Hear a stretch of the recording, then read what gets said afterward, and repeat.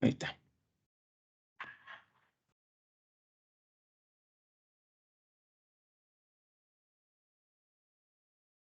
¿Sí? Ahora sí.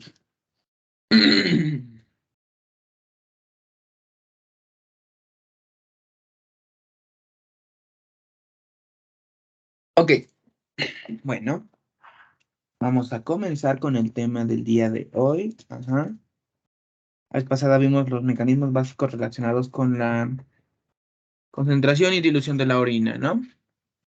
Entonces el día de hoy vamos a ver este tema, que es el que se refiere a la regulación renal del potasio, del calcio, el fosfato y el magnesio, y la integración de los mecanismos renales para el control del volumen sanguíneo y del volumen del líquido extracelular, ¿ok? Yo acostumbro mucho usar así abreviaturas, entonces si encontramos por ahí en el transcurso de las diapositivas algo que dice LEC, es líquido extracelular, o LIC, ajá, líquido intracelular, ¿ok? Digo, es para evitarnos ahorrarnos escribir tanto.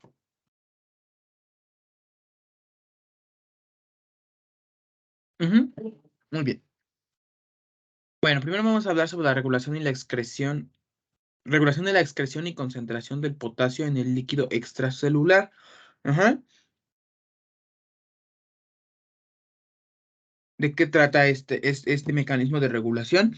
Pues bueno, la concentración del potasio en el líquido extracelular se encuentra en aproximadamente 4.2 miliequivalentes por litro. Ujú, ese es su valor normal, que es el que tenemos aquí en la pantalla. Ujú. Voy a usar el puntero láser para poder señalarlo. Ok, entonces aquí está, 4.2 miliequivalentes por litro. Ujú.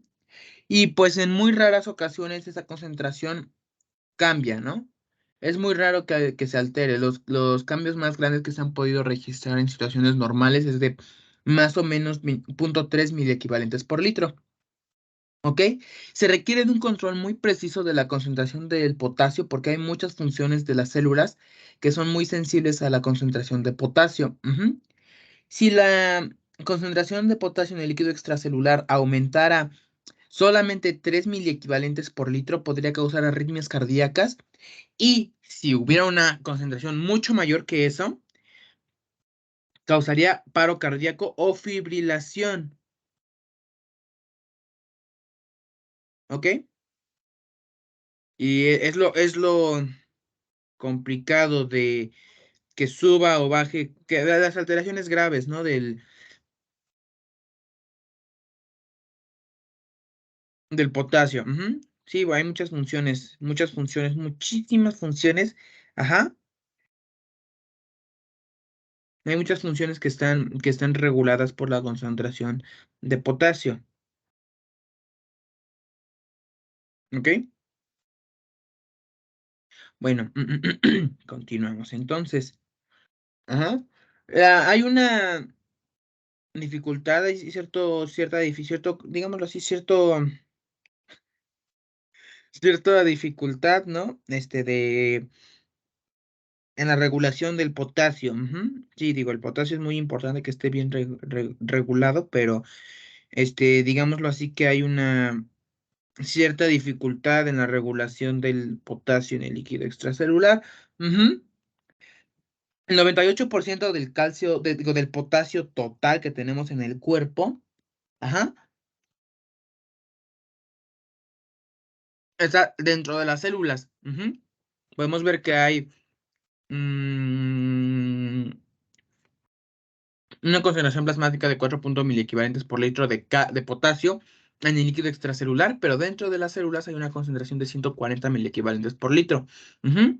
Pero aquí, ¿por qué nos pone que por 14 litros y por 28 litros? Bueno, porque hay en total 14 litros de líquido extracelular. Entonces, la concentración es de 4.2 miliequivalentes por litro. Para obtener el potasio total que está en el líquido extracelular, tenemos que multiplicar esta cifra de 4.2 por el 14 litros, que es el líquido extracelular total. Nos va a dar un 59 miliequivalentes por litro en total. Ujú. Y lo mismo aplica para acá, ¿no? Recordemos que la mayor parte del líquido se concentra dentro de las células, es por eso que hay más líquido intracelular que extracelular.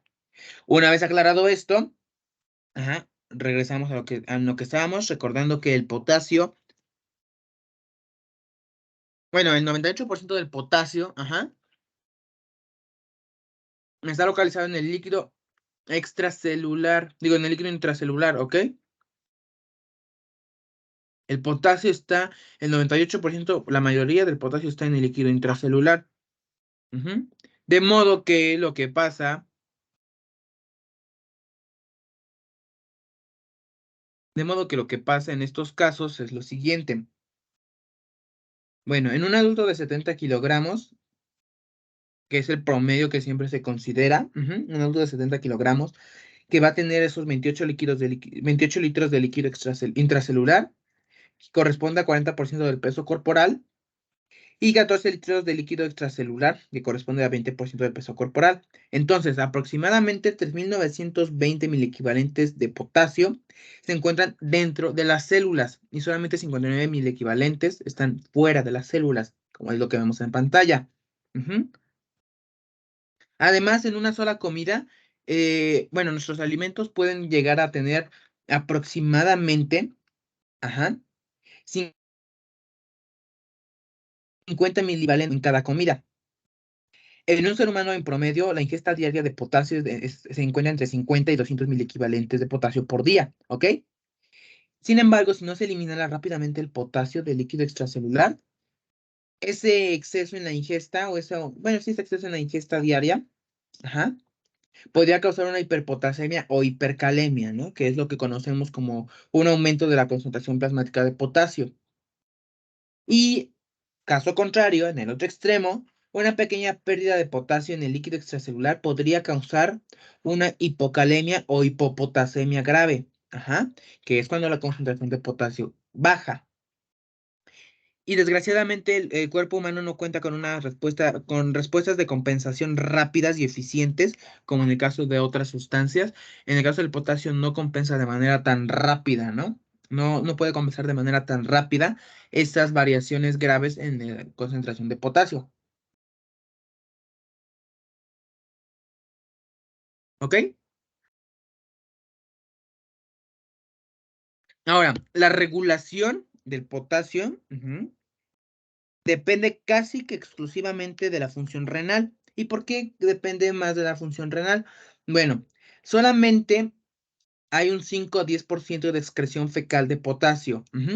De modo que para mantener el equilibrio de la concentración extracelular de potasio, bueno, también intracelular, se necesita que los riñones ajusten la excreción de potasio rápidamente y precisamente. Ajá. Si recordamos, los riñones no solo se encargan del potasio, ¿no? También tienen que ver con, pues sí, con excreción de otros iones, no solo del potasio, ¿ok?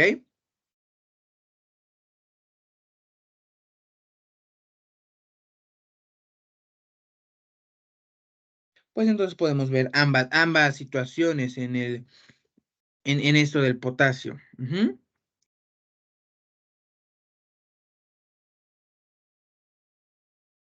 Ahora, el control de la distribución del potasio entre el líquido extracelular e intracelular también es importante, ¿no? Para la homeostasis, ¿ok?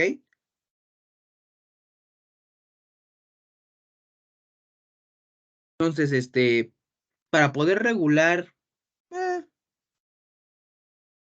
para poder regular la concentración del potasio, bueno, regular el potasio, se necesita de una excelente función renal y también se necesita de que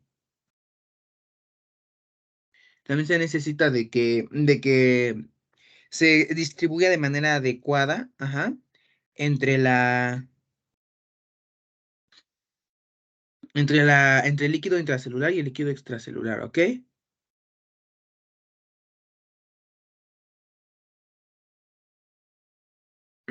Ay, mi gargantita. Disculpen, chicos.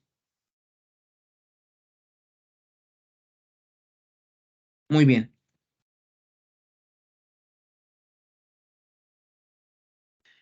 Debido a que el 98% del potasio total está dentro de las células pueden servir de cierto modo como un almacén de potasio. Ajá.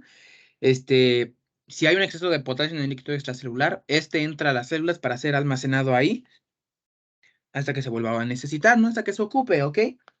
Y al igual, si hay una hipocalemia, una hipopotasemia, que es lo mismo, son términos sinónimos, pueden secretar potasio para compensar esa pérdida. Ujú. De modo que la redistribución del potasio entre el líquido extracelular y el líquido intracelular es, digámoslo así, como que la primera línea de defensa, ajá, para poder enfrentar variaciones y alteraciones en la concentración de potasio del líquido extracelular.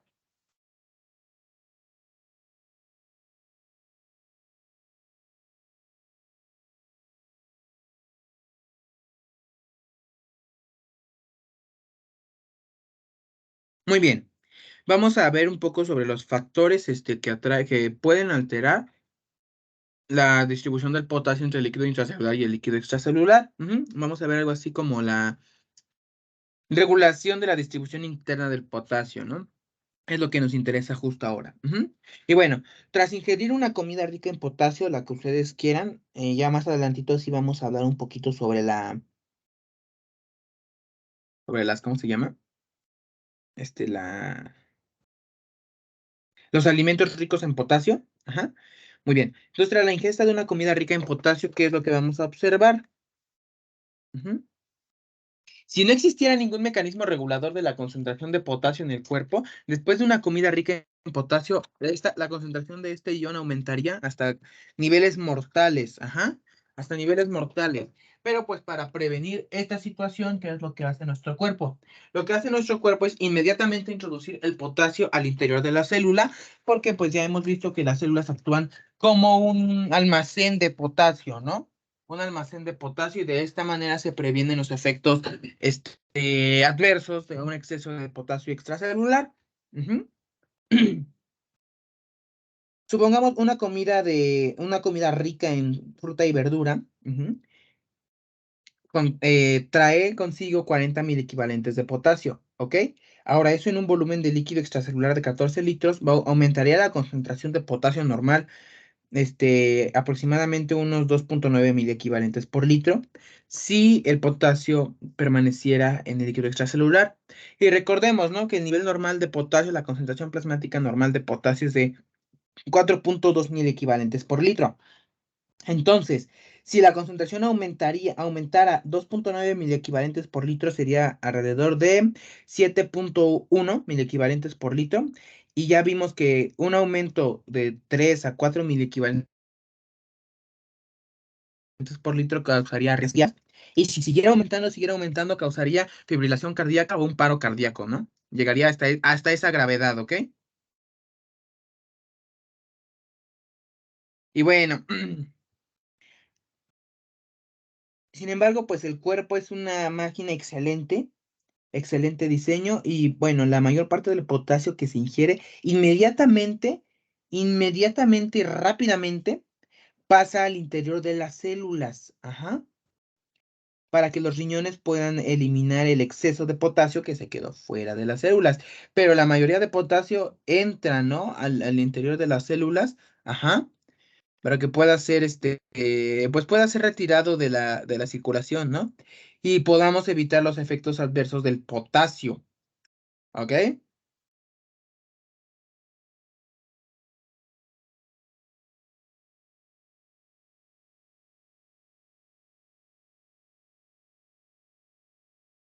Ok, continuamos entonces. Ah, me duele la espalda. Ahora, entre comidas, en los periodos entre cada comida, ajá, cuando estamos en ayuno, que no estamos ingiriendo alimento alguno, ajá, la concentración plasmática de potasio se queda constante, ujú, porque las células tienen la capacidad de liberar potasio, ujú, para poder de esta manera compensar el potasio del líquido extracelular que se elimina vía renal, ajá, en la orina, ¿ok? Ahora sí, en la tabla que está en pantalla podemos observar, digámoslo así, un resumen de ciertos factores que pueden influir o que pueden afectar la distribución de potasio entre los compartimentos intracelular y extracelular.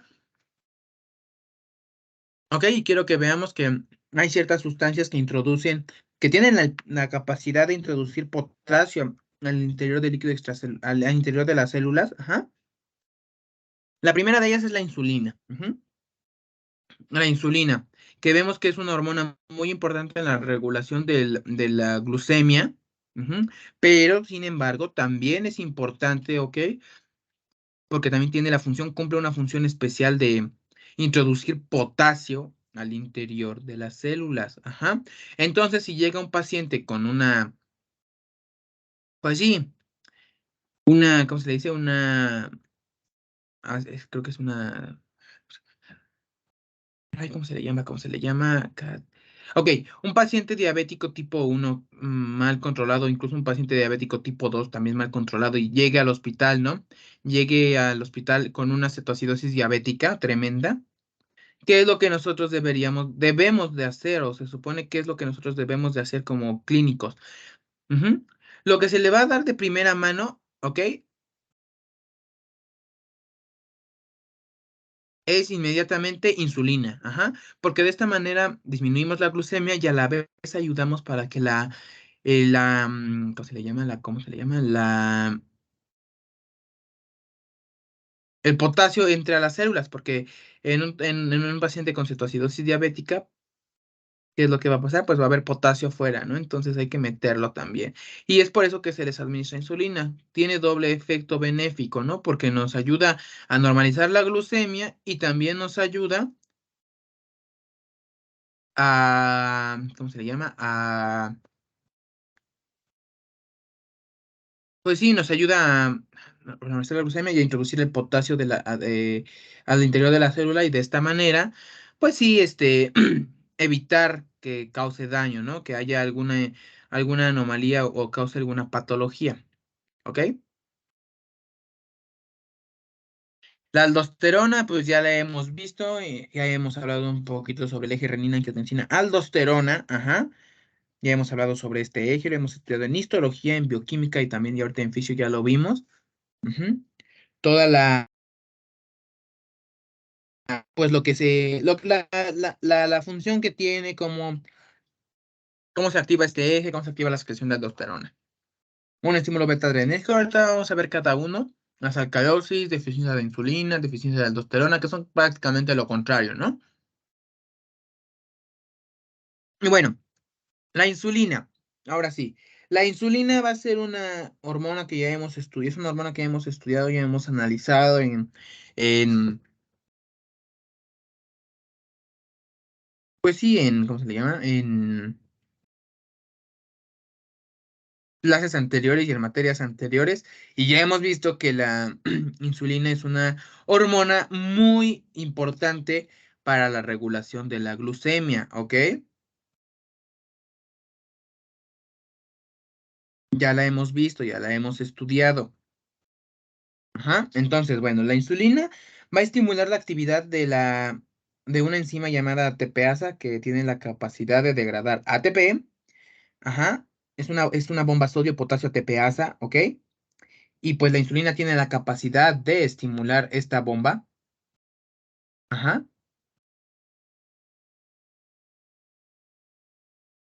Y pues al estimular esta bomba, ¿qué es lo que va a pasar?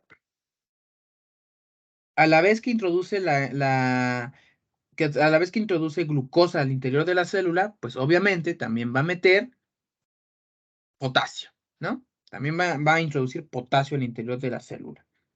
La insulina es muy importante porque aumenta la captación de potasio por las células tras una comida. Entonces, después de la comida, como se secreta insulina, pero también se va, se va a introducir el potasio. En las personas que padecen de diabetes mellitus tipo 1, o sea, que no producen absolutamente nada de insulina, ¿qué es lo que pasa? Un aumento en la concentración plasmática de potasio, tras una buena comida, ¿qué va a pasar? Les va a causar un aumento exagerado, ¿no? ¿no? De la concentración de potasio, cosa que no pasaría,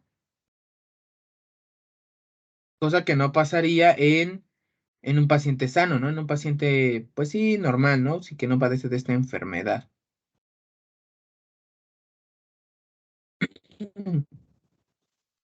Y bueno, pero pues como estos necesitan y reciben, de hecho, insulina, ajá, ayudan a corregir esa hipercalemia, esa hiperpotasemia que se genera después de una buena comida, ¿ok?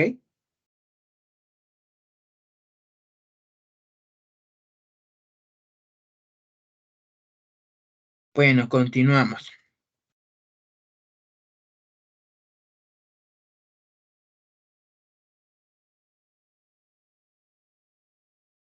La aldosterona también tiene la capacidad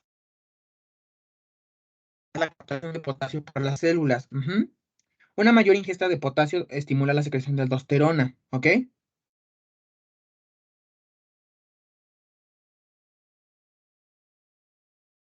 Y esto va a aumentar una captación de potasio. Ajá, entonces la aldosterona va a aumentar la captación de potasio. Y bueno, ¿qué es lo que va a pasar? ¿O qué acontece en estos casos? Bueno, es interesante, ¿no? Hay dos patologías relacionadas con la secreción de aldosterona. Ajá. Una es el síndrome de Con, que pues bueno, como me lo enseñaron a mí, Con de que hay con mucha aldosterona, ajá, con mucha, algo así, ajá. Y es un exceso de secreción de aldosterona. Y esta enfermedad se asocia a hipocalemia, hipopotasemia, debido a que hay un movimiento excesivo del potasio extracelular al interior de las células por ese exceso de secreción de aldosterona, pero pues ya lo vamos a ver también en sistema endocrino, ¿ok?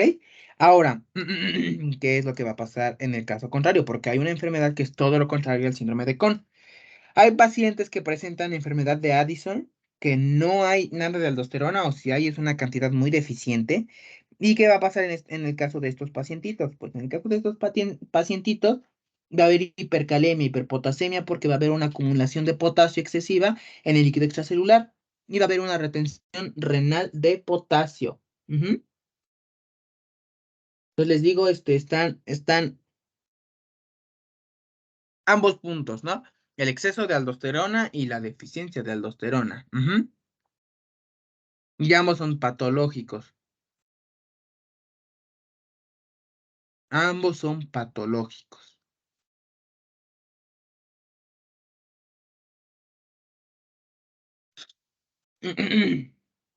Bueno, siguiente.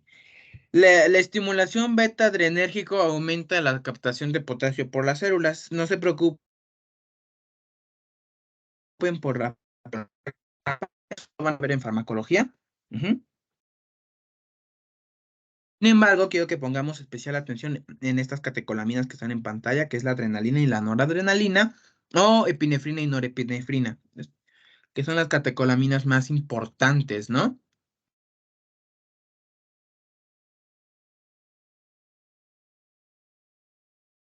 Y bueno, una mayor secreción de catecolamina, sobre todo de adrenalina, puede causar un movimiento de potasio del líquido extracelular al intracelular a través de la estimulación de los receptores beta 2 adrenérgicos. Ajá. Y bueno,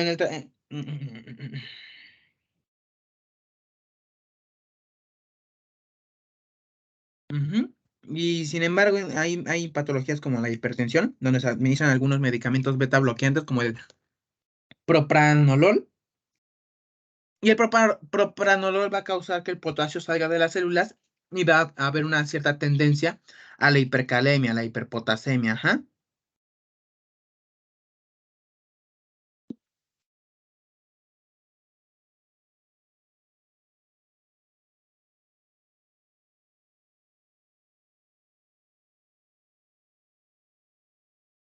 Ok, continuamos.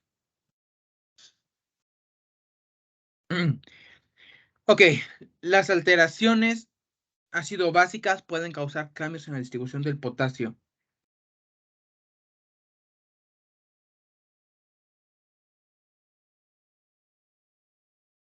Bueno, aquí vemos en el cuadro un resumen, un pequeño resumen de lo que ya hemos estudiado en bioquímica sobre los trastornos ácido-base. Ajá. Esto ya lo vimos en bioquímica, ya lo hemos estudiado varias veces, entonces ya sabemos de qué se trata, ¿no? Nada más es como para...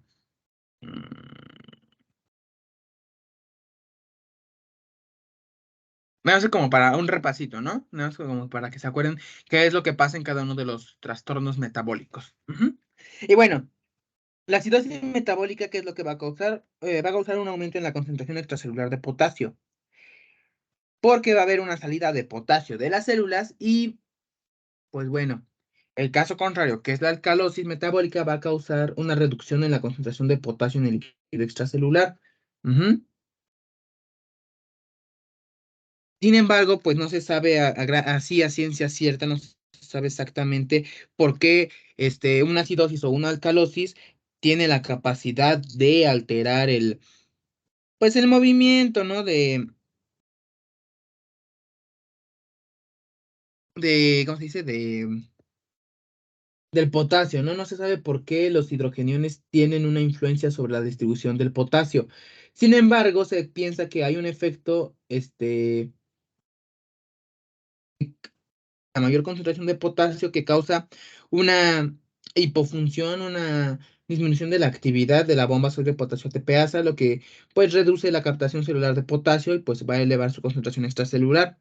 Y pues la alcalosis pues es el efecto contrario, pero como les digo, pues no se sabe, ¿no? No se sabe bien a ciencia cierta qué es lo que pasa, ¿no? ¿Ok?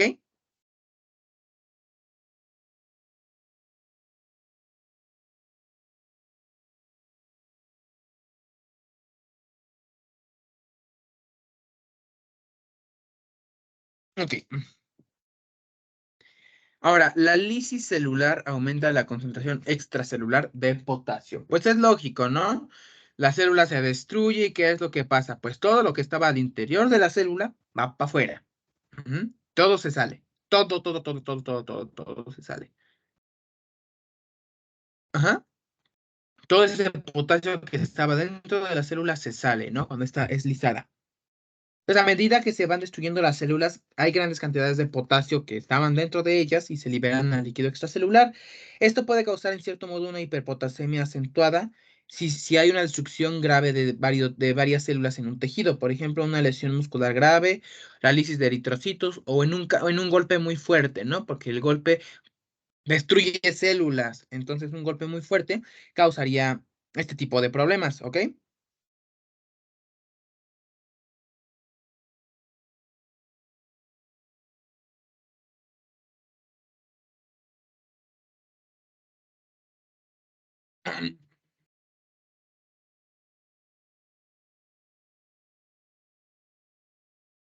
Luego, el ejercicio extenuante puede provocar hiperpotasemia, liberar potasio del músculo esquelético. No vamos a repasar otra vez el mecanismo de contracción del músculo esquelético porque ya lo vimos en cursos anteriores. Ajá.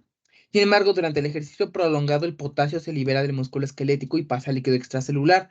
La hiperpotasemia suele ser leve. Ajá. Pero después de un ejercicio intenso, muy intenso para sí extenuante, a tal grado de que caemos rendido, puede ser significativa clínicamente, sobre todo si son pacientes tratados con beta bloqueantes, por ejemplo, propranolol, o que tienen una deficiencia de insulina, como pacientes con diabetes mellitus tipo 1. Ujú. Sobre todo en ese tipo de pacientes con diabetes mellitus tipo 1. Ajá. Y bueno, ¿qué va a pasar en este caso? Solo en casos muy, muy extraños, o sea, extrañísimos, rarísimos, ajá, que es muy complicado que suceda. El ejercicio extenuante puede causar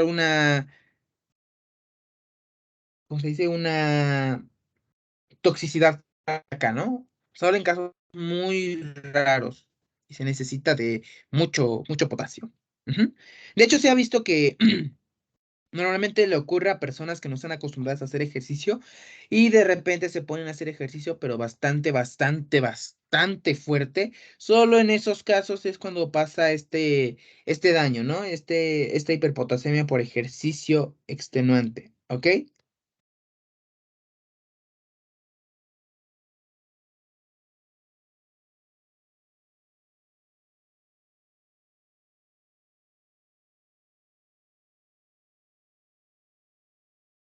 Ok, siguiente. Pues el aumento de la osmolaridad del líquido extracelular causa una redistribución de potasio desde las células hasta el líquido extracelular. Pues bueno, esto es lo que coloqué en pantalla, nada más es como para, como para que se acuerden, ¿no? De cómo está compuesto la osmolaridad del líquido extracelular. Nada más es para un breve recordatorio. Ujú. De hecho, esto ya lo vimos en clases pasadas. Ajá, ya lo hemos hablado. Me parece que lo vimos la clase anterior. Ujú.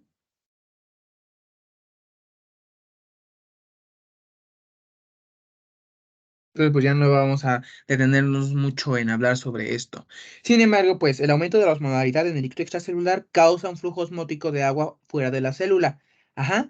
Y pues la deshidratación celular va a aumentar la concentración intracelular de potasio y va a haber una difusión de potasio del interior al exterior de la célula. Ujú.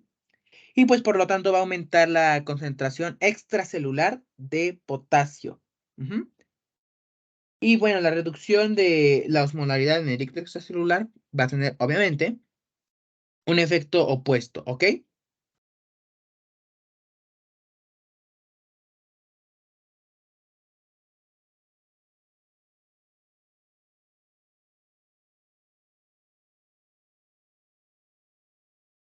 Ok, continuamos. Muy bien, así a grandes rasgos vamos a ver eso que... La visión general de la excreción renal de potasio, ¿no? Así a grandes rasgos, muy grandes rasgos. Ajá, muy general. Después vamos a ir viéndolo más a fondo. De hecho, ya hemos hablado un poquito sobre la excreción renal de potasio, cómo manejan los riñones el potasio. Ujú. Ya lo hemos visto un poco. Entonces, nada más ahorita, pues así es no, así un repaso muy flash, muy rápido, porque ahorita nos interesa más ver todo lo demás, ¿no? El potasio, el calcio, todos los demás iones que no hemos visto a gran profundidad, ¿no?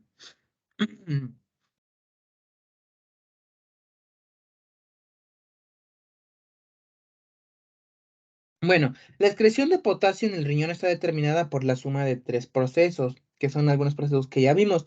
La filtración glomerular de potasio, que tenemos que multiplicar por la concentración plasmática de potasio, la reabsorción tubular de potasio y la secreción tubular de potasio. Ajá. Bueno, la filtración normal de potasio en los capilares glomerulares es de aproximadamente 756 mil equivalentes por día. Recordemos que la filtración glomerular es de 180 litros por día y la concentración plasmática de potasio es de 4.2 mil equivalentes por litro. Entonces, si esos 4.2 los multiplicamos por 180, nos va a dar los 756 mil equivalentes por día que se excretan. Esta filtración es constante en personas sanas. Ajá.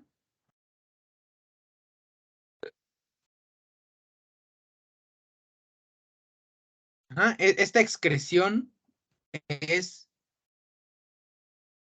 constante en personas sanas. Ajá.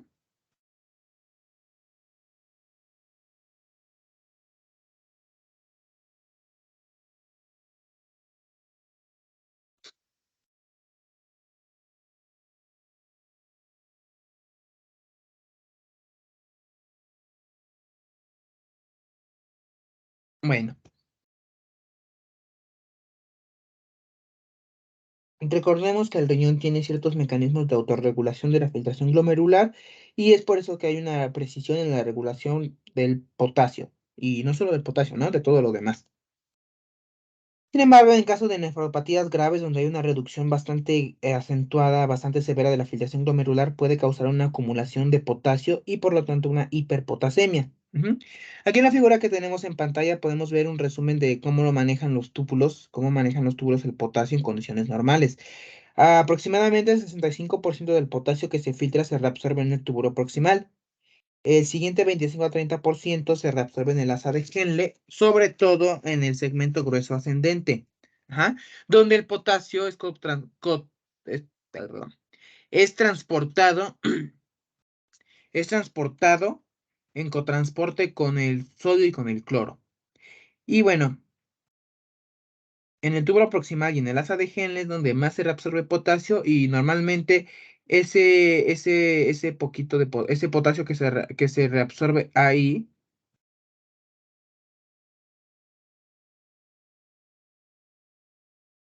es constante, ¿no? La reabsorción que se da ahí es constante, ¿ok? Es constante. Ahora, los cambios en la reabsorción de potasio, que podemos ver en estos segmentos pueden influir en la excreción renal de potasio. Ujú. Y bueno, los túbulos y los conductos colectores reabsorben potasio en cantidades y tasas variables. Ajá. Los cuales pues van a depender de la ingesta de potasio.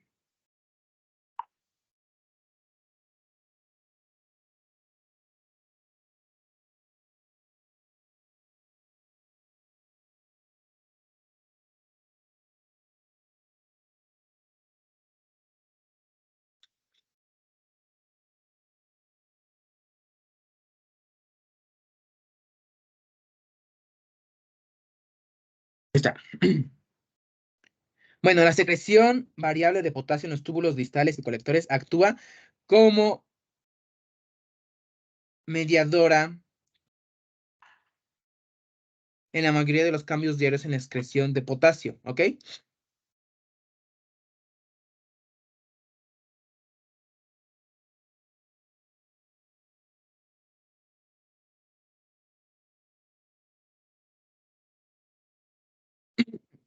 Bueno, las zonas más importantes de la regulación de excreción de potasio son las células principales en la porción final de los túbulos. Ajá. Ya hemos hablado de lo de Ya hemos hablado sobre las células principales en capítulos anteriores, en temas anteriores. Bueno, entonces, la porción final de los túbulos distales y los túbulos colectores corticales son como que las más importantes en la regulación de la excreción de potasio, porque pues aquí están presentes las células principales y en estos segmentos el potasio puede reabsorberse o secretarse dependiendo de lo que necesite el organismo. O sea, va a variar dependiendo de las necesidades del cuerpo. Con una ingesta de potasio normal de 100 mil equivalentes al día, los riñones necesitan excretar o deben excretar 92 mil equivalentes por día. Y pues los 8 mil equivalentes que restan se pierden en las heces. Y alrededor de 60 mil equivalentes por día de potasio se secretan en el túbulo distal y en el túbulo colector. Y esto es como que la mayoría del potasio excretado, ¿no? Corresponde a la mayoría del potasio que se excreta, que se elimina. Ujú.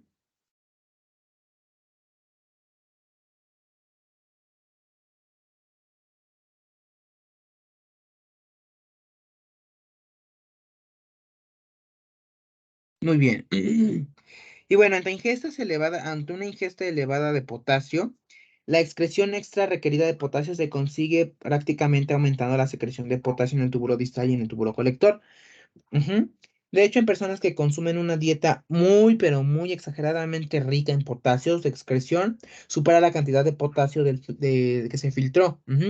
Entonces, pues hay un mecanismo secretor de potasio muy, muy, muy poderoso, ¿ok?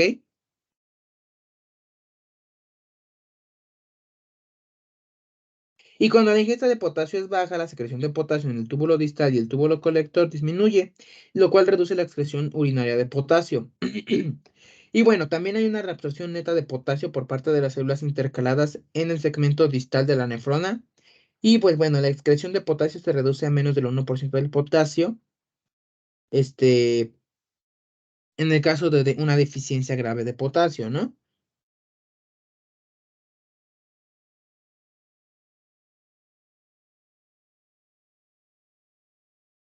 Bueno, la mayor parte de la regulación diaria de la excreción de potasio tiene lugar en la porción final del túbulo distal y en el túbulo colector, y aquí el potasio puede tanto reabsorberse o puede también secretarse,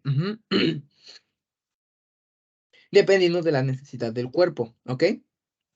Y pues bueno, es interesante ver, ¿no? Cómo el cuerpo decide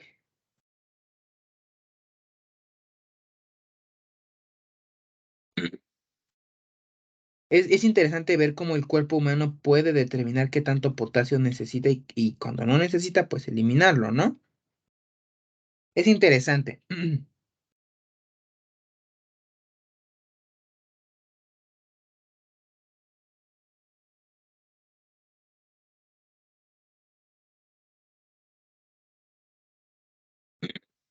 Bueno, entonces podemos continuar. Si hay dudas, no duden en decirme.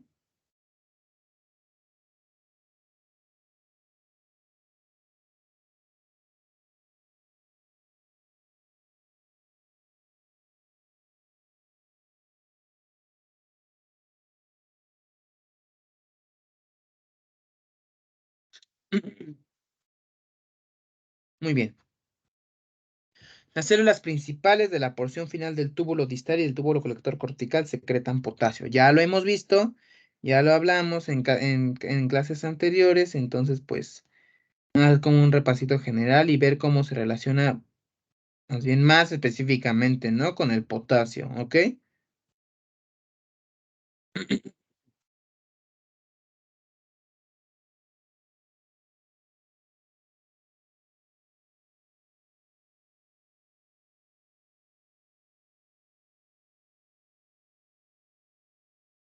Bueno, las células de la porción final del túbulo distal, ajá, y del túbulo colector, que pueden secretar potasio, son las células principales que ya hemos estudiado. Y pues en esta región son la mayoría de las células epiteliales que están presentes. Aquí en la figura podemos ver un resumen general, un resumen gráfico muy bueno de cómo funciona y cómo trabajan estas células para regular pues la secreción y la absorción de potasio. Ajá. Ahora, la secreción de potasio desde la sangre hacia la luz tubular es un proceso que consta de dos pasos e inicia primero con la captación desde el intersticio hacia la célula, gracias a una bomba de sodio-potasio TPasa que está presente en la membrana vasolateral de las células. Esta bomba va a sacar el sodio de la célula y lo va a pasar al intersticio y al mismo tiempo va a introducir potasio al interior de la célula, que es lo que vemos en este lado, en la membrana vasolateral, ¿ok? Después, ¿qué es lo que va a pasar? Después lo que se necesita es una difusión pasiva de potasio desde el interior de la célula al líquido tubular. Ujú. Y bueno, aquí la bomba sodio-potasio ATPasa crea una concentración intracelular alta de potasio y causa que esto nos dé la fuerza necesaria, el gradiente electroquímico necesario para que los iones de potasio difunden de manera pasiva desde el interior de la célula hacia la luz tubular. Ahora, la membrana luminal de las células, que es la que está en contacto con la luz tubular, es muy permeable al potasio y hay dos tipos de canales que permiten que los iones de potasio pasen, difundan rápidamente. El primero son los canales de potasio de la porción medular externa renal o los ROMK. Ujú. ROMK, canales de potasio de la porción medular externa renal y los canales de potasio grandes o BK. Ujú. Estos dos tipos de canales de potasio son muy necesarios para una excreción renal eficaz del potasio. Y bueno, en una persona con una dieta muy alta en potasio, la cantidad de estos transportadores aumenta en la membrana luminal. Ajá. Su presencia aumenta en la membrana luminal, ¿ok?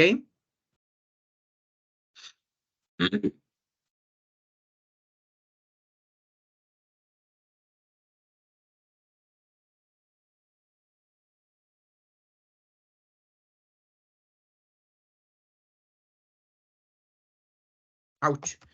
Creo que todavía no era que pasar. Ok. Ok, ahora sí.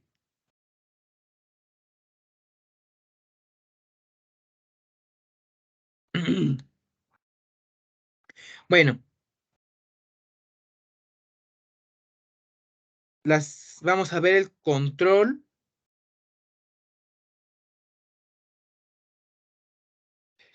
de la secreción de potasio en las células principales.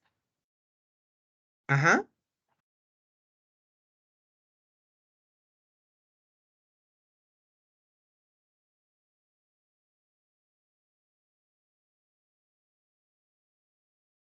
Muy bien.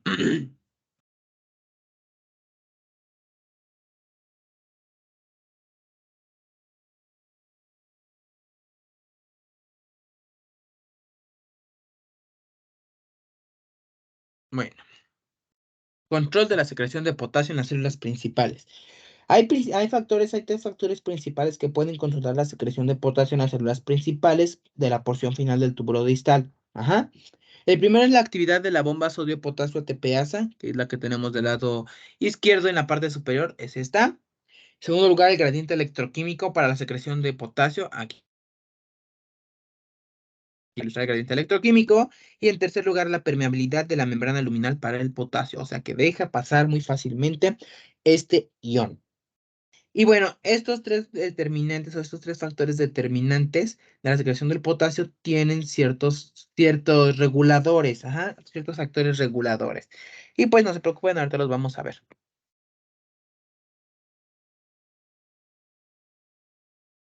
Ok, si recuerdan, las células intercaladas son células que pueden absorber, bueno, reabsorber o secretar potasio dependiendo de la necesidad. Ya vimos que las células intercaladas tipo A en la acidosis, las células intercaladas de tipo B en la alcalosis. Ya las hemos estudiado en temas anteriores, ¿ok? Bueno, en circunstancias que se asocian a una pérdida acentuada de potasio, se detiene por completo la secreción de potasio y se da una reabsorción. Ajá, una reabsorción en la porción final de los túbulos distales y en los túbulos colectores. Esta reabsorción se da a través de las células intercaladas de tipo A. Sin embargo, el proceso preciso, el proceso exacto no se conoce del todo. Ajá. Bueno, aún no se sabe, ¿no? No se sabe cómo se da exactamente. Sin embargo, se cree que la bomba sodio potasio la bomba sodio, no es cierto, la bomba hidrógeno potasio ATPasa es una bomba que contribuye a esto, ¿no? Que es lo que podemos ver en la célula intercalada de tipo A, del lado de la membrana luminal en la parte inferior derecha. Vemos que ese transportador reabsorbe el potasio y lo intercambia por iones de hidrógeno, los cuales se van a excretar a la luz tubular. Y el potasio, pues, va a entrar a través de los canales de potasio, va a entrar a la célula y después va a difundir hacia el líquido intersticial a través de canales de potasio que están presentes en la membrana vasolateral, que es lo que tenemos de este lado.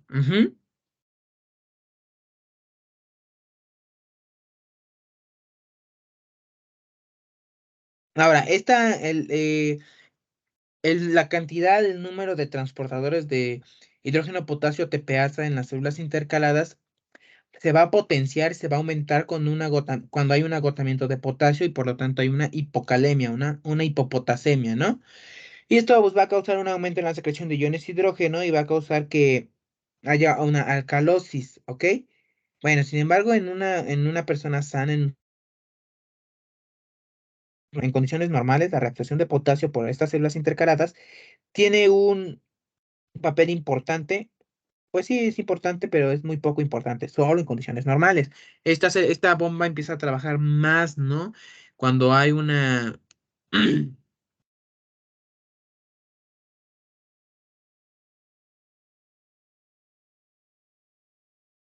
Actúa más, ¿no? Cuando...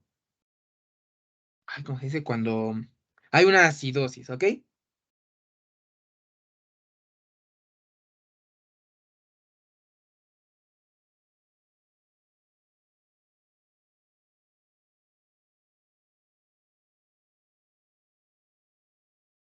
Ok.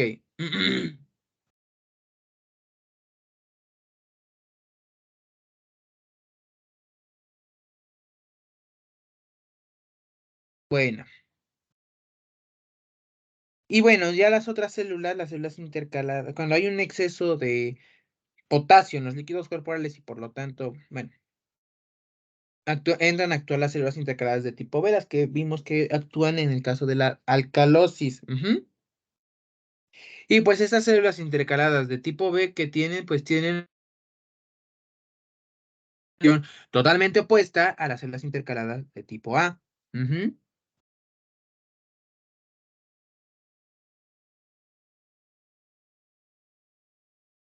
El potasio en este caso en las células intercaladas de tipo B, es bombeado en la célula intercalada de tipo B gracias a un transportador de hidrógeno potasio ATPasa, hidrógeno potasio ATPasa, el cual pues va a reabsorber hidrogeniones en el caso de lo, pues en el caso En el caso de una acidosis, ¿no?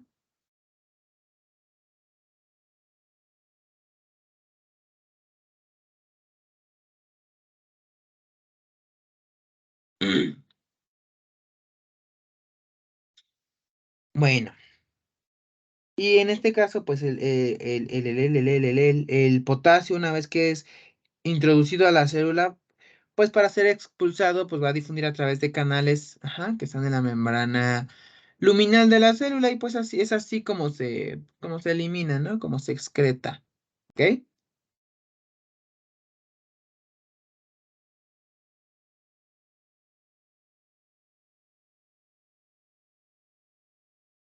Y bien, ahora vamos a ver un resumen, ajá, un resumen de los factores principales que tienen la capacidad de regular la secreción de potasio. Ajá, vamos a hablar sobre el aumento de potasio en el líquido extracelular y cómo este estimula la secreción de potasio. Ujú.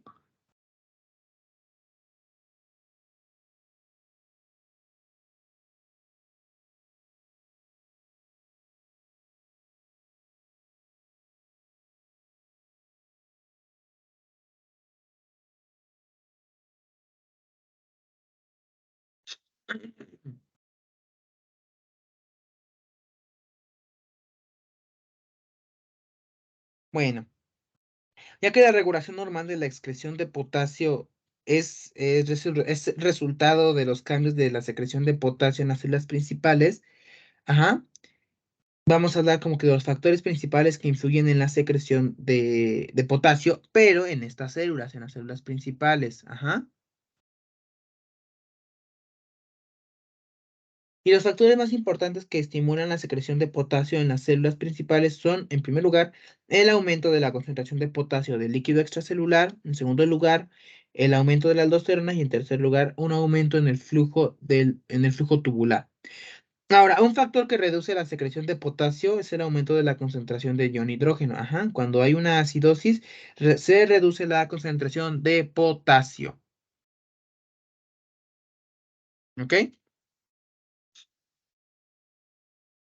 Bueno, sí, pues sí, se reduce la concentración de potasio, ¿no?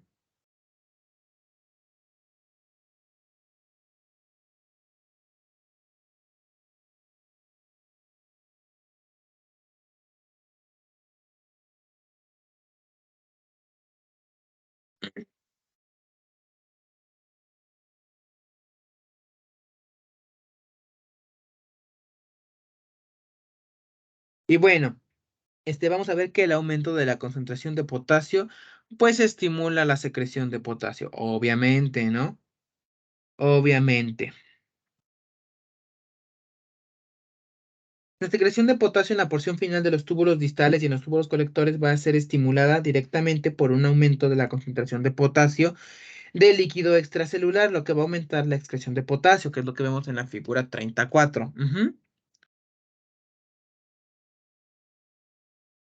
En la línea negra, ahorita lo que nos interesa es la línea negra. Ujú. Vemos que aquí abajo, pues nos ponen dos escalas, ¿no? Pero la que nos interesa es la que dice concentración extracelular de potasio. Y nos vamos a concentrar en la línea negra. Vemos conforme va aumentando la concentración extracelular, la concentración plasmática de potasio, veamos, ¿no? Cómo va subiendo la excreción urinaria, ¿no? El uno es como que el valor normal y después cómo va subiendo 2, 3, 4 conforme va aumentando la concentración extracelular de potasio. Ujú. Y vemos que en realidad no aumenta demasiado del 1 al 3, más o menos 1 al 4, pero a partir del 4 es un aumento disparatado, ¿no? Porque pues el efecto es muy leve hasta que llega a una concentración de 4,1 miliequivalentes por litro, que es cuando se empieza a aumentar. Entonces, la concentración plasmática de potasio cuando aumenta es uno de los mecanismos más importantes para aumentar la secreción de potasio en los riñones y pues por lo tanto regular la concentración de iones potasio en el líquido extracelular. Ujú.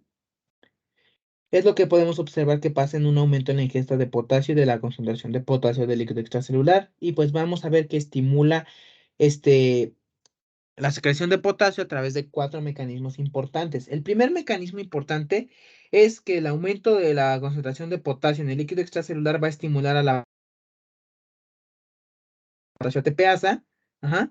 Y por lo tanto va a aumentar la captación de potasio a través de la membrana vasolateral. Y pues este incremento en la captación de potasio aumenta cada vez la concentración intracelular de potasio y esto va a causar que el potasio pase a través de la membrana luminal hacia el túbulo. Ese es el primer mecanismo, ¿no? Mediante estimulación de la bomba sodio-potasio ATPasa. Ese es el primer mecanismo. Pues sí, el primer mecanismo que vamos a ver, ¿no?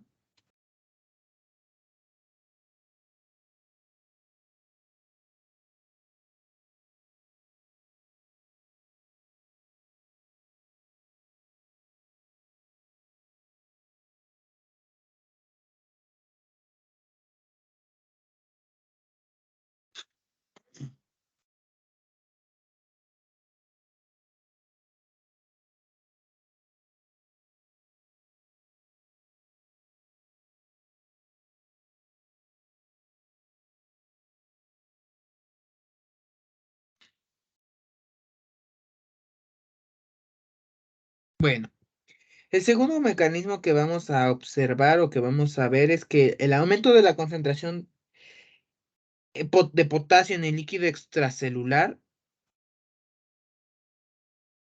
va a aumentar el gradiente de potasio, ajá, entre el líquido del intersticio renal y el interior de las células epiteliales. Y esto va a reducir la retrodifusión de iones de potasio desde el interior de las células a través de la membrana vasolateral. ¿Ok?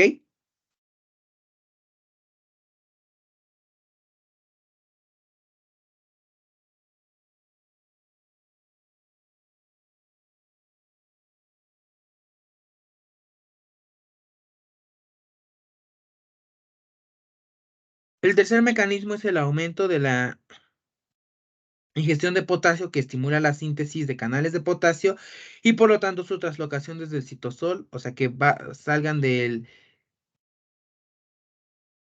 salgan que salgan del interior de la célula, pasen a la membrana luminal y esto va a aumentar la facilidad de difusión de potasio a través de la membrana luminal. ¿Ok?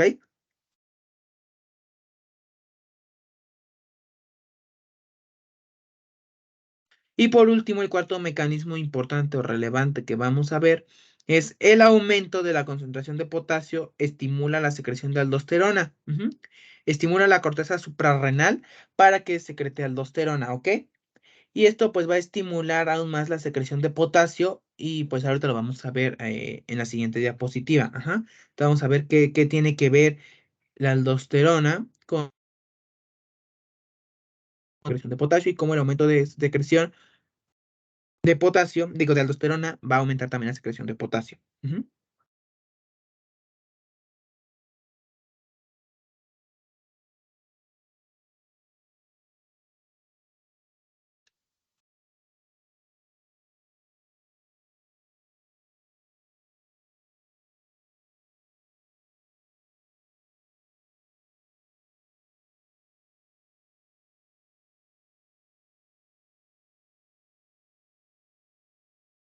Ok, la aldosterona estimula la secreción de potasio. Ya hemos hablado del eje renina-angiotensina-aldosterona, ¿no? Cómo trabaja y en qué momento se activa, ya lo hemos hablado. Ujú.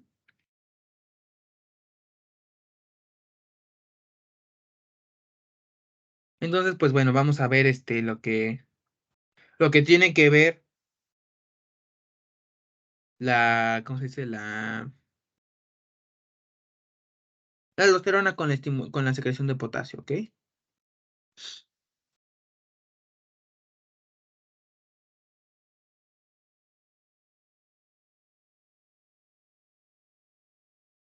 Bueno, la aldosterona va a estimular la reabsorción activa de iones de sodio en las células principales, ajá, que ya vimos de la porción final de los túbulos distales y en los túbulos colectores. Ajá. El efecto que tiene la aldosterona sobre la reabsorción de sodio está mediado gracias a una bomba sodio-potasio ATPasa, la cual transporta el sodio fuera de la célula a través de la membrana vasolateral. Ujú. O sea, lo manda al líquido intersticial, pues, y a la vez bombea potasio artificial al interior de la célula. Y de este modo, pues la aldosterona tiene un efecto muy potente en el control de la intensidad con la que las células principales secretan el potasio y reabsorben sodio. Ahora, un segundo efecto de la Aldosterona es aumentar el número de canales de potasio en la membrana luminal. Por lo tanto, aumenta la permeabilidad de la membrana por el potasio y va a aumentar la eficacia de la secreción del potasio. Ajá, entonces, pues la aldosterona tiene un potente efecto para la excreción de potasio. Y regresamos a esta imagen, quiero que veamos en la línea roja. Ajá, ahora sí, la línea roja, si comparamos con la línea negra, veamos que aquí una concentración de potasio muy mínima, pues cuando hay aldosterona inmediatamente se empieza a aumentar su excreción. Ajá, al contrario de cuando no hay aldosterona y solamente se basa simplemente en la concentración extracelular de potasio. Esta es la diferencia y es lo interesante de ver, ¿no? Cómo la aldosterona con una concentración bueno, una concentración mínima empieza inmediatamente a excretar potasio, ¿no? O sea, con poquita aldosterona se empieza a excretar potasio. No se necesita que tenga un aumento tan marcado, ¿no? Pues sí, de la concentración de potasio, ¿no?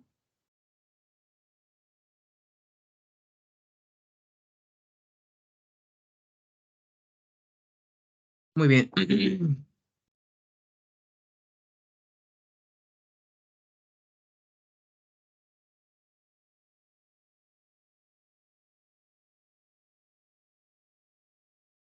Continuamos.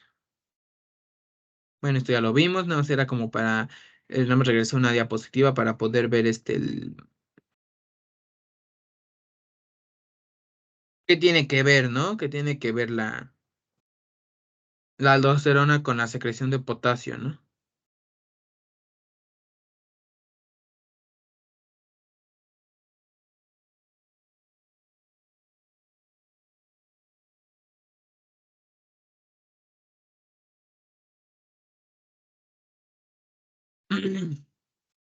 Bueno, entonces continuamos, ¿ok?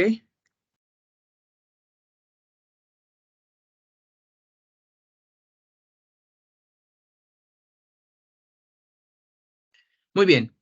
El aumento de la concentración extracelular de iones potasio estimula la secreción de aldosterona. Ya vimos cómo la aldosterona estimula la secreción de potasio, pero ahora vamos a ver el origen de ese efecto y cómo el potasio estimula la secreción de aldosterona, porque uno no existe sin el otro. Bueno, recordemos que el cuerpo en su mayoría está compuesto por sistemas de retroalimentación negativa. Ajá. Y en este caso el efecto que se controla suele tener un efecto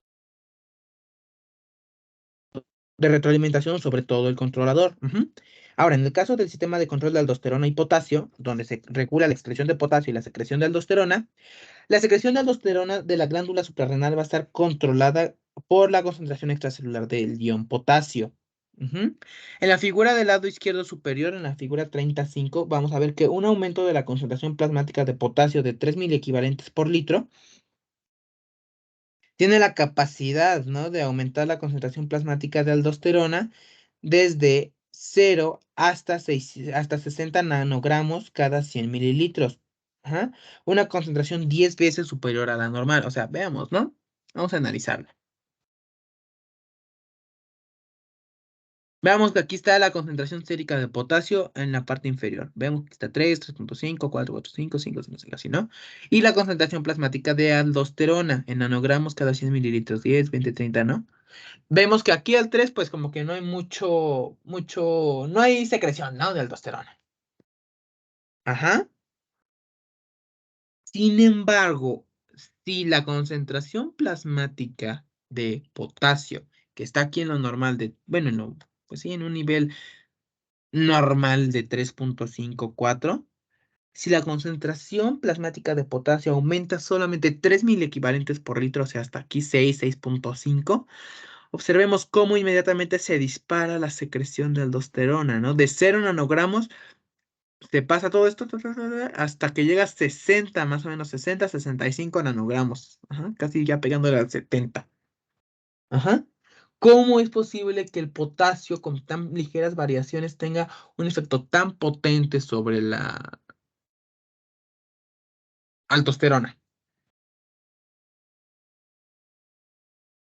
¿Ok? Ay, mi dedito. Ahora sí perdón.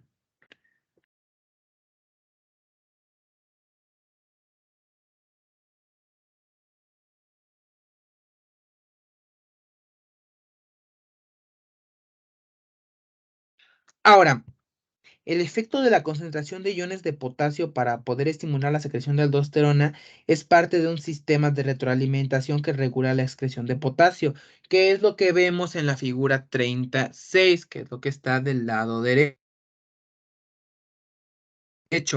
Ajá.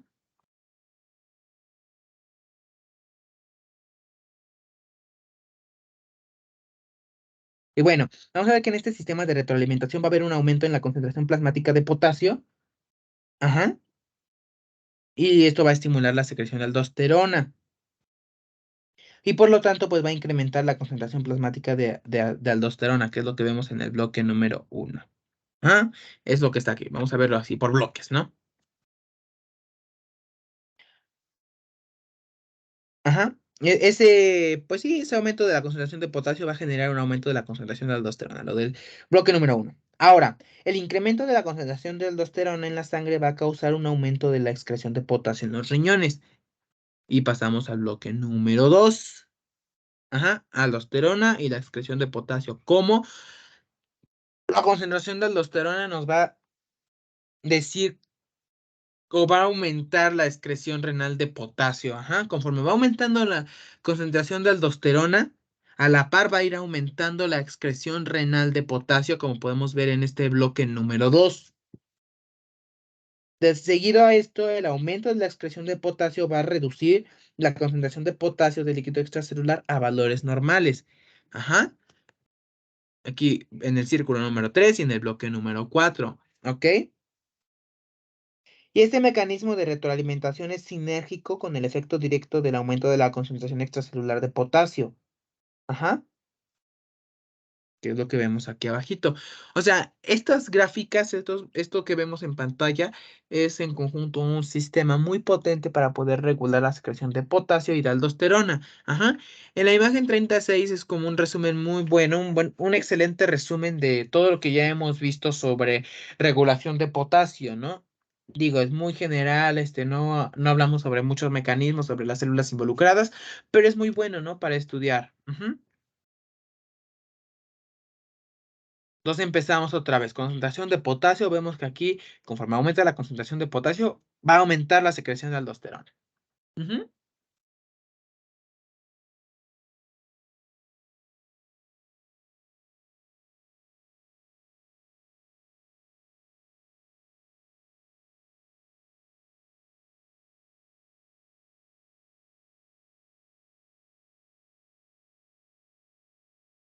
Y ahora, conforme va aumentando la concentración de aldosterona, que es ya lo que vemos aquí en el bloquecito número 2, va a aumentar la excreción renal de potasio. Ahora, ya con eso se va a lograr lo que viene en el círculo número 3. Se va a lograr una estabilización. Vamos a estabilizar la concentración de potasio, ¿no? Y pues aquí también entra en juego la ingesta de potasio. Ujú, y hasta que la podamos normalizar. Y ahora sí, en la figura 37 que tenemos aquí abajo, podemos ver que un aumento de la concentración de potasio en que desemboca en un aumento en la concentración plasmática de potasio. Y esto va a causar un aumento de la secreción de potasio en estas zonas, en el túbulo colector y en el túbulo cortical. Ajá. Pero vemos que la concentración plasmática de potasio provoca un aumento de la secreción de aldosterona, pues lo que va a causar en sí, ajá, es ahora sí la verdad, ¿no? O lo que en realidad causa el aumento de la secreción de potasio, y pues por lo tanto va a aumentar la excreción de potasio. Ajá, todo es con el propósito de regular el nivel, la concentración extracelular de potasio y evitar alguna arritmia cardíaca o alguna toxicidad, un paro cardíaco o incluso fibrilación, ¿no? Es por eso que el cuerpo tiene este excelente sistema de regulación, ¿no?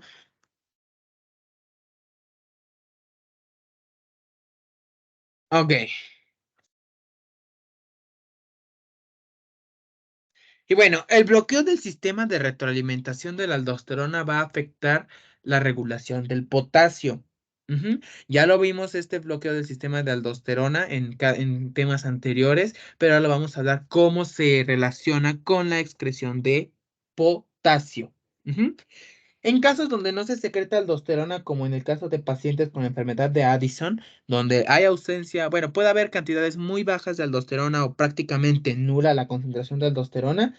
En estos casos, la secreción renal de potasio se reduce, lo que va a causar que la concentración de potasio del líquido extracelular aumente a niveles muy altos, peligrosamente altos. Ajá. Y pues ya hemos hablado de los efectos tóxicos de un nivel alto de potasio, ¿no? Las arritmias cardíacas, las paradas cardíacas, las fibrilaciones cardíacas, ¿no? El órgano que principalmente se ve afectado por un cambio en el nivel de potasio es el corazón. Ujú. Y sin embargo, tenemos como que el lado contrario, ¿no? Cuando hay una secreción excesiva de aldosterona, el síndrome de Cohn, o también podemos llamarlo aldosteronismo primario, en estos casos la secreción de potasio a niveles graves. Y pues esto va a dar lugar a una pérdida renal de potasio y por lo tanto nos va a dar una hipocalemia. Ajá. Y ambos trastornos, tanto la hipercalemia como la hipocalemia, ya los hemos estudiado en bioquímica, ¿ok? Entonces no nos vamos a regresar a verlos ahorita.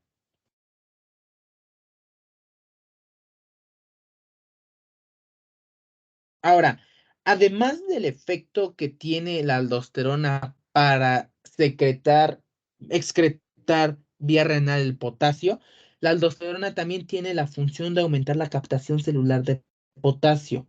Ajá. Y de alguna o de otra manera, esta función que tiene, este efecto que tiene la aldosterona, contribuye a ese sistema de retroalimentación aldosterona-potasio que ya hemos estudiado anteriormente. Ujú.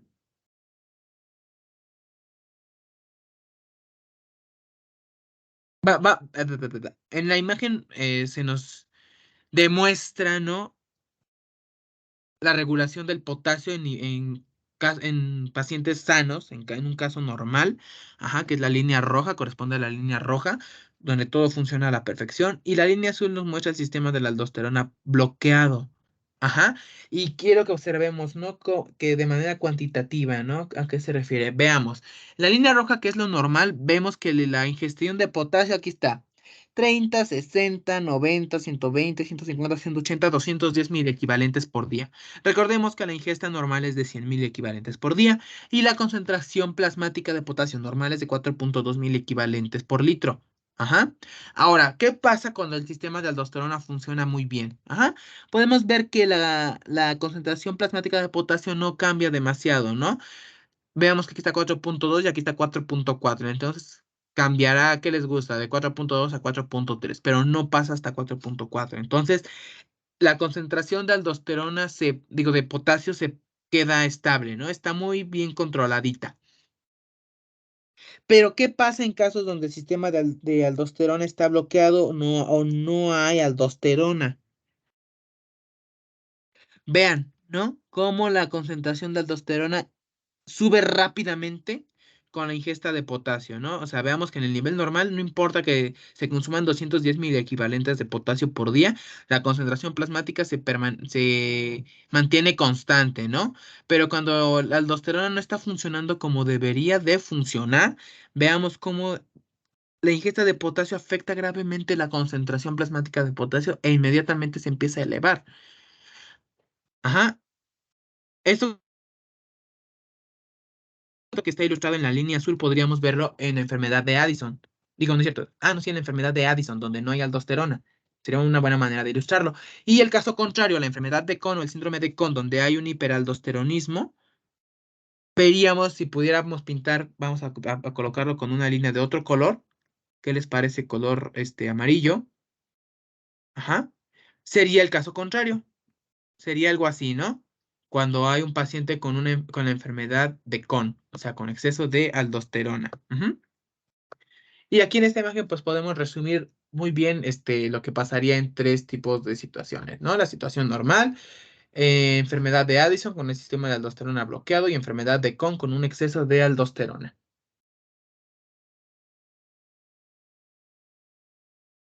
Digo, eso es lo que pasaría. Ujú. Ahora, en esta imagen que tenemos en pantalla fue el resultado de un experimento en el cual se aumentó 7 veces la ingesta de potasio en perros. Ujú. se tenía dos perros y a cada perro se le colocó en una condición distinta. Ajá. El primer perro, un perrito así normal, nada más le dieron a ingerir 7 veces el valor normal de ingesta de potasio, que es lo que vemos en la línea roja, ¿no? No hay nada, no pasa nada. Ajá. El segundo caso, el de la línea azul, es un perrito al que le bloquearon su sistema de aldosterona y por eso la concentración plasmática de potasio inmediatamente subió. ¿Y ahora qué pasaría? Pues si viéramos a un perrito, bueno, en este caso del perrito al que se le bloqueó el sistema de la aldosterona, se le realizó mediante una extirpación quirúrgica de sus glándulas suprarrenales. Ujú. Y es por eso que como ya no tiene glándulas suprarrenales, ya no tiene la forma de producir aldosterona, ¿qué es lo que va a pasar? Pues obviamente al no haber aldosterona se pierde esa regulación tan precisa del potasio e inmediatamente la concentración plasmática de este ion empieza a aumentar, empieza a aumentar, empieza a aumentar. Ujú. Que aplicaría lo mismo para un paciente humano con enfermedad de Addison. Ahora, el caso contrario, un perrito al que se le da aldosterona, demasiada aldosterona, ujú, pasaría lo que vemos en la línea amarillita, que la concentración plasmática de potasio va disminuyendo, va disminuyendo, va disminuyendo y va disminuyendo. Esto en caso de pacientes, también incluso pacientes humanos con enfermedad de Crohn con un exceso de aldosterona. Ujú.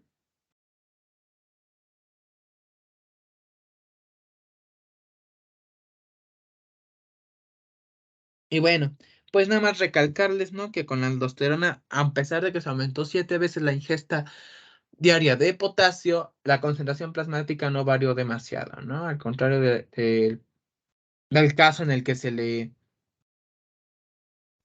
extirparon las glándulas suprarrenales y pues, bueno, inmediatamente aumenta la concentración plasmática de potasio, ¿no?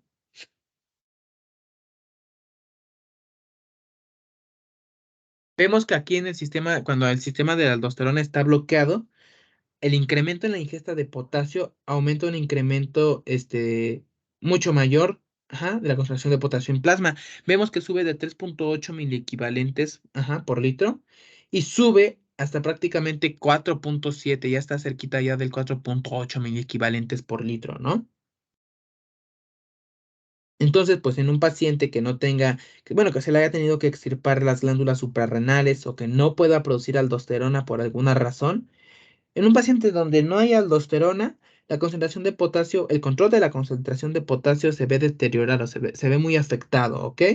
Y se observa un trastorno muy semejante en los humanos, ¿no? Que es la enfermedad de Addison, la aldosterona insuficiente, ¿ok? Digo, en un paciente humano pueden haber esas dos formas de disfunción de la regulación renal del potasio, ¿no? Puede haber o mucho potasio, una concentración alta de potasio, una concentración baja, dependiendo de la enfermedad, y que obviamente también se va a revisar pues ya en la clase de fisiología 2, ¿no? Ya que iniciemos este nuevo semestre, se va a estudiar cuando veamos los temas de endocrinología, cuando vean los temas de endocrinología en clase, van a poder ver a mayor profundidad lo que es la enfermedad de Addison y el síndrome de Cohn. Bueno, el aumento del flujo tubular distal la secreción de potasio. Ujú. Recordemos que de acuerdo a la condición en la que se encuentra el cuerpo, de acuerdo a la situación y de acuerdo a la necesidad, el cuerpo puede controlar, los niños pueden controlar qué tanto flujo pasa a este segmento tubular, ajá, dependiendo de la necesidad que se tenga. Ahora, si el flujo de líquido tubular en este segmento, en el túbulo distal, aumenta, sobre todo en casos de una expansión de volumen, una ingesta elevada de sodio o en el caso de pacientes tratados con diuréticos, sea cual sea la razón, la causa, un aumento del flujo en este segmento va a estimular la secreción de potasio. Ajá. Ahora, en casos de una reducción del flujo tubular distal, como en el caso de una pérdida grave de sodio, pues obviamente va a causar el efecto contrario, una reducción de la secreción del potasio. Ujú. Ok, bueno, el efecto del flujo tubular en la secreción de potasio en el túbulo distal y en el túbulo colector está influido por la captación de potasio. Si la captación de potasio es elevada, ajá, el aumento del flujo tubular va a tener un efecto mayor para poder estimular la secreción de potasio que cuando hay una captación de potasio baja. Hay dos efectos principales que genera el aumento del volumen y que incrementa la secreción de potasio. El primer efecto importante es que cuando se secreta potasio en el líquido tubular, la concentración luminal de potasio va a aumentar y por lo tanto va a reducir la fuerza motriz de la difusión del potasio a través de la membrana luminal. Ujú. Y bueno, al aumentar el flujo tubular, cuando aumenta la cantidad de flujo tubular, el potasio que es secretado fluye continuamente por el túbulo. De modo que pues, el aumento de la concentración tubular de potasio se minimiza y la secreción neta de potasio pues aumenta. ¿Mm? Y en segundo lugar, una velocidad de flujo tubular alta incrementa el número de canales grandes BK que ya hablamos anteriormente, ¿no? Y bueno, estos canales grandes de potasio son de conductancia alta y recordemos que están presentes en la membrana luminal. Ajá. Y bueno, aunque los canales de grandes de potasio suelen estar como que inactivos, se vuelven activos en respuesta a la velocidad de flujo. Ujú. Y por lo tanto, pues aumenta la conductancia del potasio a través de la membrana luminal y por lo tanto, pues se absorbe más potasio, ¿no? Se absorbe más potasio. Ahora, el efecto del aumento del flujo tubular es muy importante para ayudar a conservar la excreción normal de potasio en los cambios de su ingesta, ¿no? Bueno, en el caso de una ingesta elevada de sodio, se reduce la secreción de aldosterona. Ujú. Lo que causaría pues una tendencia a reducir la secreción de potasio y la excreción urinaria de potasio, ¿no? Sin embargo, a pesar de que hay una ingesta elevada de sodio y se inhibe la secreción de aldosterona, por esta misma ingesta elevada de sodio va a haber un aumento en el flujo tubular distal y esto va a aumentar la secreción de potasio, que es lo que vemos en la figura 30. Ahorita la explicamos. Ujú. Y bueno, los dos efectos de la ingesta elevada de sodio y la menor secreción de aldosterona y el flujo tubular alto se van a equilibrar de modo que la excreción de potasio va a cambiar muy poquito. Y ahora, con una ingesta pobre de sodio se producen cambios también muy mínimos en la excreción de potasio porque hay un efecto de equilibrio gracias a una mayor secreción de aldosterona y un menor flujo tubular. Ajá. ¿Qué es lo que vemos aquí en la figura 3010 del lado derecho? Vemos que aumenta la ingesta de sodio. Ujú. Y esa ingesta de sodio que va a pasar va a generar una disminución en la secreción de aldosterona, pero pues va a aumentar la filtración glomerular y pues por lo tanto va a disminuirse también la reabsorción tubular proximal de sodio. Ajá. Entonces pues el sodio va a pasar más cantidad de sodio al túbulo distal. Ajá. Y pues va a aumentar el flujo tubular distal. ¿Ok? Y eso va a estimular la secreción de potasio de los conductos colectores corticales. Si vemos del lado izquierdo que la disminución en la concentración de aldosterona tiende a inhibir la secreción de potasio, pero con esa inhibición que tiene del lado de la aldosterona y la estimulación que tiene por el aumento del flujo tubular distal, se equilibra, ¿no? Llegan a un equilibrio, a un punto en el que ambos son iguales y pues la excreción urinaria de potasio en realidad no cambia demasiado, ¿no? No se altera. Si no imaginemos, ¿no? En el caso de un paciente que ingiere demasiado potasio, bueno, que ingiere demasiado, imaginemos que por esa supresión de la secreción de aldosterona, se redujera la excreción urinaria de potasio, pues estaría grave, ¿no? Porque habría una acumulación de potasio en el líquido extracelular y pues ya todos los efectos tóxicos que tiene la hipercalemia en el cuerpo humano, ¿no?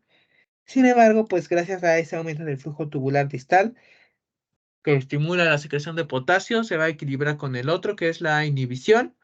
Y pues al final la excreción urinaria de potasio no se altera ni para allá ni para acá, ¿no? Se mantiene constante. Y al igual en caso contrario, ¿no? En el caso de una ingesta disminuida de sodio, va a pasar lo mismo.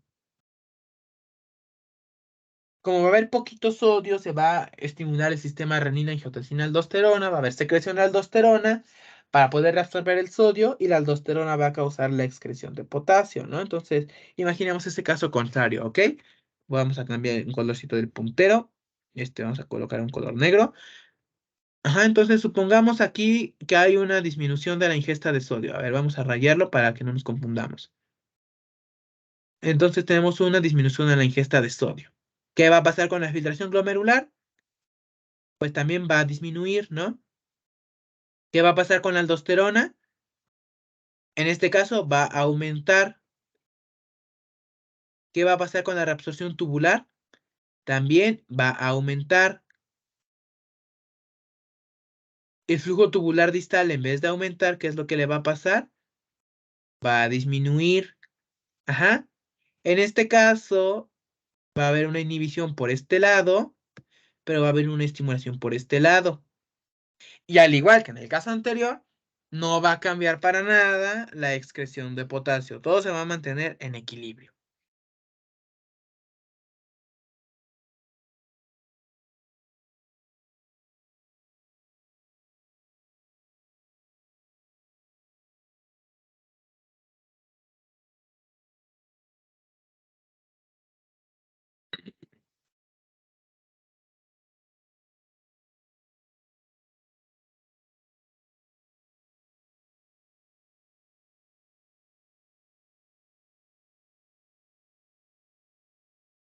Bueno,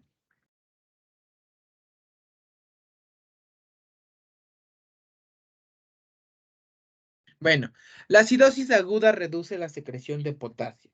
¿Mm? Porque, bueno, los incrementos agudos en la concentración de hidrogeniones en el líquido extracelular, que es lo que se ve en las acidosis, van a reducir la secreción de potasio. Y al contrario, la menor concentración de hidrogeniones en las alcalosis la van a aumentar.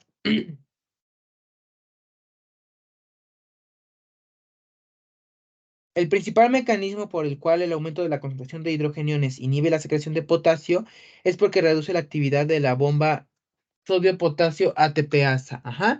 Y esto va a causar una reducción en la concentración intracelular de potasio y va a causar una difusión para y bueno, la acidosis también tiene la capacidad de reducir el número de canales de potasio de la membrana luminal. En una acidosis crónica, ajá, ya de varios días, se produce un incremento en la eliminación urinaria de potasio. Ujú.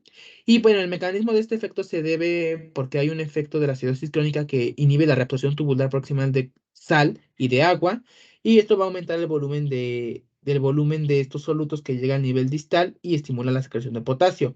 Este efecto va a invalidar el efecto inhibidor de los iones hidrógeno, ATPase. La acidosis crónica causa una pérdida de potasio, pero la aguda no. La aguda reduce la excreción de potasio. Y bueno, efectos o beneficios, ajá, de una dieta rica en potasio y baja en sodio. Bueno, primero vamos a ver los alimentos ricos en potasio, que son espinacas, frijoles, plátanos, tunas, toronja, lechuga, fresa, guayaba, kiwi, mango, ciruelas, esas hojitas verdes que no identifico, papaya, esta cosa que tampoco sé qué es, apio y champiñones. Ajá, son ejemplos. Y alimentos altos en sodio, pues el caldo de pollo que venden en cubo, como el Nor Suiza, el Rico Pollo, embutidos, la salsa de soya, la sopa instantánea, la pizza, obviamente el requesón, los vegetales enlatados, el cereal, la hamburguesa, las sopas enlatadas, queso americano, queso amarillo, caldos, los bagel y nachos, son alimentos ricos en sodio. Ujú.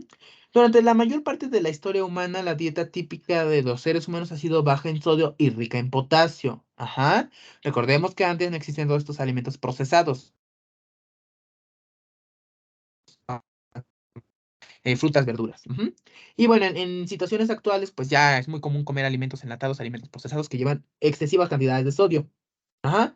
En poblaciones aisladas, por ejemplo, en las tribus amazónicas de los Yanomami al norte de Brasil, donde pues no hay industrialización, la ingesta de sodio es de solamente 10 a 20 milimoles por día y la de potasio es de 200 milimoles por día. Pues estos valores se explican porque pues estas personas comen frutas y verduras y no alimentos enlatados ni procesados. Ajá. Normalmente las poblaciones que llevan este tipo de dieta no sufren hipertensión relacionada con la edad ni enfermedades cardiovasculares. Sin embargo, gracias a la industrialización y al mayor consumo de alimentos procesados, que como ya les dije, tiene mucho contenido, un alto contenido de sodio,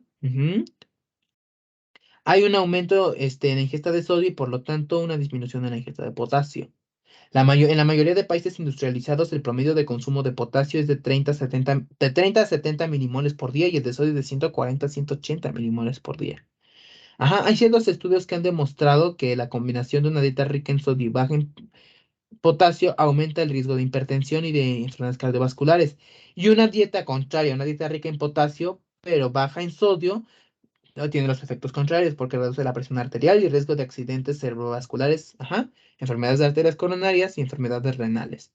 Se cree que pues, hay ciertos efectos beneficiosos en un aumento de la ingesta de potasio, sobre todo con una ingesta baja de sodio. Hay guías dietéticas publicadas ya por varias organizaciones que han recomendado reducir la dieta de sal a 60, 100